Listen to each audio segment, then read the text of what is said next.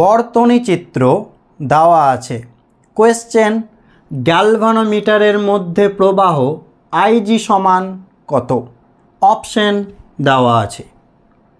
আগে নিজেরা পজ করে ট্রাই করি কোনটা হবে। তো চলো দেখে নেওয়া যাক কোনটা সঠিক।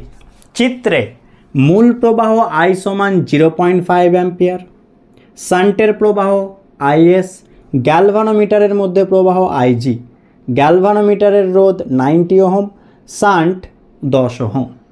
তো শান্টের ক্ষেত্রে ফর্মুলা কি হয়? এস সমান G/n-1। তাহলে n-1 সমান কি হবে? G/s।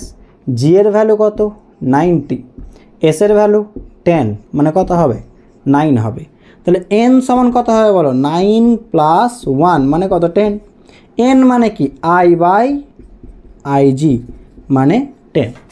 তাহলে IG সমান কত হবে? কোনাকুনি গুণ করলে I/ কত হয়ে যাবে বলো? IG ওপরে গেল, তাহলে I/10 হয়ে যাবে।